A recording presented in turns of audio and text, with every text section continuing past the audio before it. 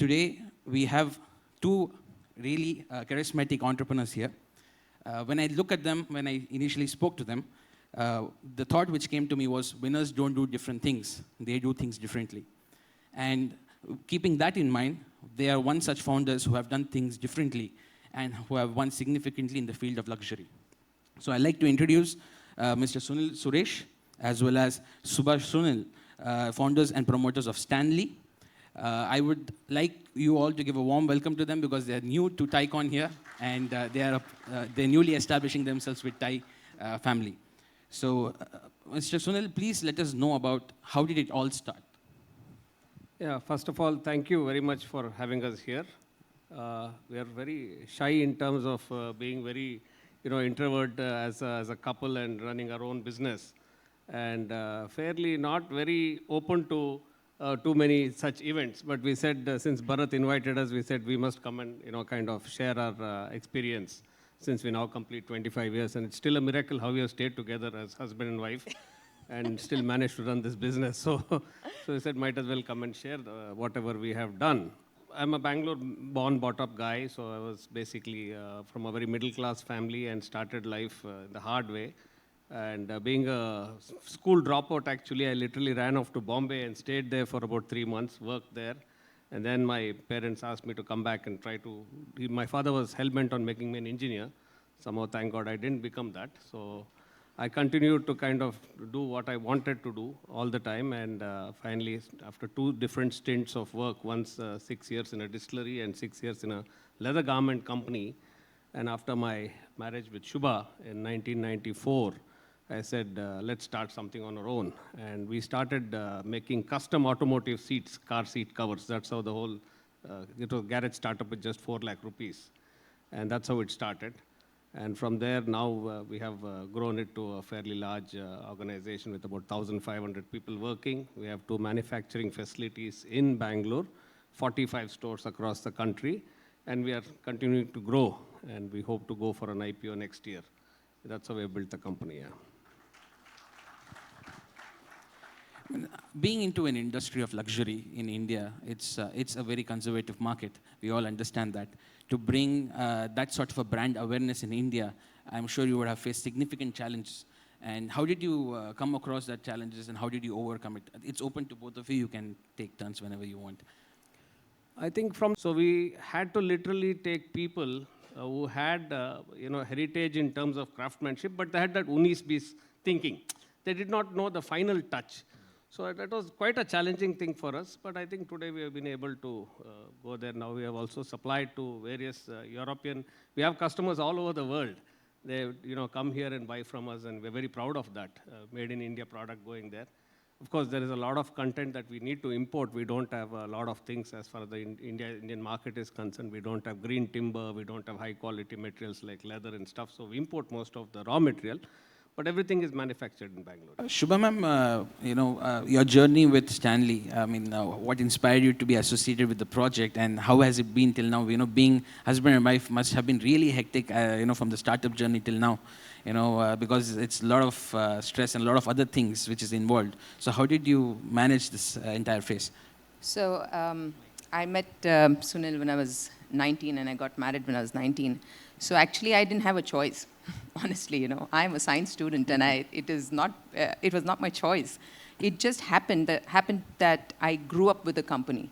When you read out my, portfolio and say she's doing such and such a thing, in the business, actually I've been an office girl to, what a quality controller to manufacturing to everything, not because I have a title. It is just ownership, and it was just that I was growing and learning along the way. And the challenges were plenty, like Sunil was talking about, growing the luxury business. Biggest challenge was the mindset, how people would accept an Indian brand with the, because most of us are so smitten by Western culture and Western brands. And homegrown brand, which is producing high quality, still there's a lot of resistance to accept. They really don't accept or appreciate even if you give gold an European or a British brand is always a bigger brand than yours. So breaking that and coming out of it and trying to prove ourselves in this industry, where everything is imported. Furniture, leather furniture is always imported. Furniture per se is imported, and every city has importers and dealers who are just buying, undercutting. They're doing things and buying products from abroad and trying to sell here. And they don't have something, nobody is pan-India. They're not present across the country and trying to maintain this quality and also build a brand where, most of the brand is built just not because you're making a product. There's something behind that. You just really need to give that service, and you need to sustain and endure. It just doesn't happen that you just make a product and everyone is going to appreciate and clap hands. But how do you convince the client that we are here standing our ground and we are there to service no matter what? We are here to stay and we are here to beat this. Very important thing here is that we realized it as we started getting into it and getting deeper into it. And like she said, it became more than a passion, actually. Initially, it started as a passion, but beyond a point, passion becomes a very painful thing. So it literally became more than a passion. It became more like an obsession for us. Why not? Why can't we do even? In fact, they also manufacture everything. It's all handmade stuff. So it's all craft. Why can't we do? So we started constantly challenging ourselves and designing better, developing, manufacturing better. And then when we had, I was invited by Japanese Chamber of Commerce to come and present because they came and saw what we did. And they said, it's fantastic what you guys are doing here. So like that, we had Italian Chamber of Commerce people come. They said, please tell us that we are not in India when they came to our facility. Because I have visited a lot. I traveled a lot. There was no education available here. So I had to literally go to hundreds of factories, over 50 countries I visited, understanding how things are done. Because there was no experience as such here. So only through travel and learning, we picked up skills and we started making things better and adapting things better. So today, I really believe that we totally have a world-class facility, truly making international quality furniture. And now people are asking us, why don't you look at export? I said, why should I look at export? It's such a fantastic market in India, so we're really not very keen. Of course, we have another facility where we manufacture for IKEA and all that, but that is more a repetitive manufacturing. But in custom manufacturing, we are very clear what we are doing. So we are now moving into complete home solutions, and we're able to do complete homes with them. What would you say would be the most important milestone in establishing your brand in the Indian market? So any particular event which you felt that, yes, now we have established ourselves as a brand? No, I think we have been very extrovert and consistent from the very beginning. If you look at it, 25 years ago when we started with automotive seat, it was fairly simple to build a brand. We were actually talking to, like I said, the 1% rich of this country, and there were certain vehicles that we use in traditional marketing, and it was very easy to market. But we have been very consistent. And again, what really happens is in this kind of a niche market, it's always the word of mouth, basically. So once you have supremely satisfied a customer, and people tend to kind of speak on our behalf, and that's how we have gained a lot of clientele. And we are very happy to say we have more than 100,000 clientele. My number is unchanged since 1996, and people still call me, and they're shocked, you still have my number? Yes, I still have your number, so that's how it works. Yeah. Something I personally wanted to understand. In 1996, how did you land up with General Motors? How did you penetrate? What was the entire journey? How did you move from something basic to a company like General Motors?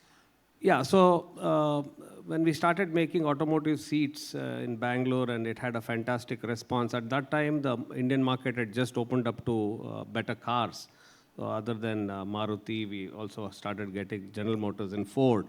So one of the vendor development heads of General Motors, he saw a product in a showroom in Delhi, in a Opel showroom in Delhi, and he was so shocked that it was made in India. So they came to us and they, kind of said, would you like to kind of become vendor to GM? And it was long chats on telephone, very interesting. If I can take 2 minutes to tell you how it worked. So basically he called my number and he said, VBS Sethi, I'm the head of vendor development in GM. He was the US written Sardarji gentleman.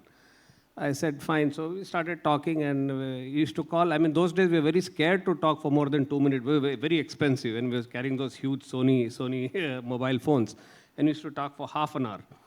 And then finally, he put me on to some of his other colleagues in Germany and all that. And they understood that I knew the subject very thorough and very well. So till then, he had never asked me, how big is your facility or can you actually produce for General Motors? He had never asked me that. So I said, everything went on fine. He said, one fine day, I said, okay, now I want to come and visit your facility. I said, yeah, please come. So I went and picked him up from the airport, and I was still working from a very small garage, the garage had expanded a little bit. There was some space to grow. We had about probably 50, 60 people working. So a 6-foot-tall gentleman, he came and he kind of got off my car and he said, where's your plant? I said, this is my plant. Then he said, you're working from a rat hole and you want to be a vendor to GM. I said, you didn't ask me where I was working from, and this is the truth. This is where I'm working from. So anyway, we hit it off very well. In his first time in the history of GM, they gave us advance. And with that advance, I also became one of their best vendors. Fabulous. And after that, now we are OEM to many, many car companies. We have also had a lot of international exposure. We have if I'm not wrong, Mercedes-Benz also. Sorry? If I'm not wrong, Mercedes-Benz also? Aston Martin. We have worked for Aston Martin. Yeah. So worked for quite a few companies. Yeah. Okay. So now we are OEM to Toyota. So we have that business also going on, yes. Amazing. So from establish yourself significantly in the OEM industry with cars and luxury, how the pivot towards sofas and interior products? So again, it was just by chance, One of our friends wanted a leather couch. And we said, okay, we will make the leather couch because Sunil was so passionate about leather. It was all about leather. He was always working with leather, and we said, okay, we'll try and make a couch. And we did make a couch for a friend, and that really clicked. He really liked it. And then in 2000, and we said, we were making few couches from our garage, again, only from garage, with some of the liners and some carpentry, and continue to do that. And then in 2000, we opened a showroom with one of our friends, and the sofas were retailed at about 60, 70,000 a set in 2000. And people started asking us, who the hell is going to buy that sofa? But we just, stayed there. And we kept going. And the setup of the showroom from the beginning has been more lifestyle. We didn't just put sofas and make it like a sofa showroom. It was more like, it was more like a lifestyle setup, the whole, like a living room, adding all the necessary props and things like that. So visually, we were more appealing. And somehow I think people started to travel at that time, and leather couch started to become a little popular. People started accepting that price points, and we started selling well. And from there we kept growing. Interesting. When it comes to establishing Stanley in the retail segment, when did you decide to actually go from a garage to a showroom with all the products diversified in different fields? And how did that journey come into play? Yeah, so essentially when we started growing in terms of furniture, we realized that the way we wanted to showcase our products, we did not have the ecosystem ready in this country. There were a lot of people, dealers, so-called dealers and franchisees, but they did not know how to showcase. And they were typical furniture guys. They were not into lifestyle or not into premium end of the market. So that's how we decided we'll open our own stores.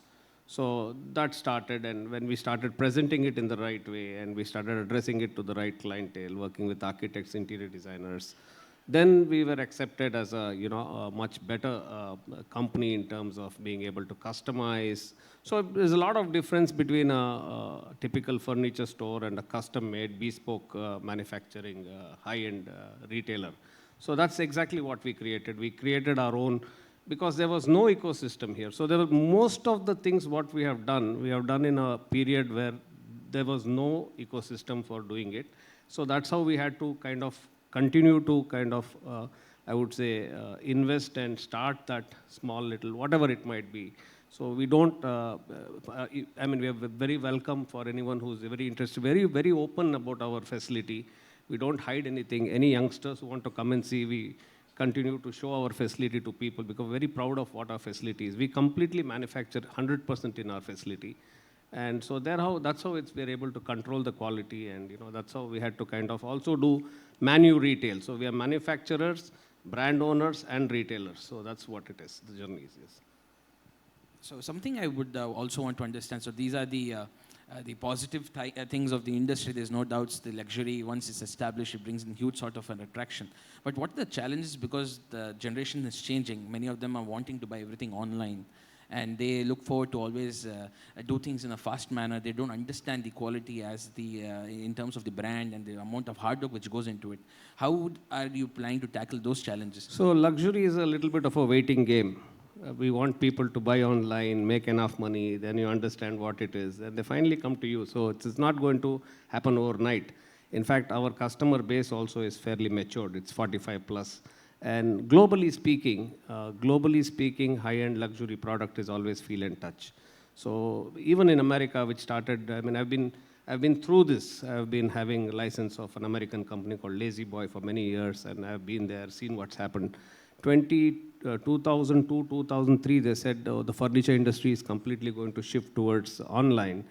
But even now, if you look at the penetration, the furniture, there is furnishing and accessories, that's different, but the furniture business is still less than 3% penetration online, 3 to 4%, not more than that. Again, very low end, cheap and cheerful stuff for people who are moving into small apartments and stuff like that. But finally, when you reach a point in life where you said, okay, ultimately the biggest purchase of a human being is going to be his home. So when you really have that final thing that I've made my final home or your palace, that's when you go for better quality stuff. Your palace can't have cheap furniture. So you have to wait. And like I said, this has been the trend, and especially post-COVID, we have realized that home is a very big thing. And we are perhaps in one of the biggest markets today. If you look at the country in terms of luxury projects that are coming up, homes in excess of 2 to 3 crores. There are so many projects across the country. It's a massive market that's going to explode. So very excited, and we are really growing very well. Somehow, in our entire dictionary, we don't have, though we are very conservative in our thinking, we are very also data-driven people. We do a lot of data, and that's how we are able to drive the business very carefully. Very profitable, highly profitable, debt-free company. And at the same time, in our dictionary, there's nothing called as burning cash. We don't burn cash. In fact, for business, we have to be, very clear in terms of being profitable and, trying to create wealth for ourselves, our employees. We have more than 50 people in the system who have been with us for 15 years. We have given them plenty of ESOPs, very liberal ESOPs. So yes, we are going to go for a listing next year. Yeah. Mr. Sunil had spoken about the COVID times. How did you cope up in these 2 years, 2020, 2022, being into the manufacturing industry as well as luxury products? How did you cope up, and how it helped you come across in the market by penetrating those challenges? So COVID, yes, initially when we heard about COVID, it was quite scary, and it was, we didn't know which way this was moving. But what we realized is as long as people stayed home, the home will be their focus, And India, as much as everyone thinks that, we are a poor country, or, we're just developing country, or, we're just in this part.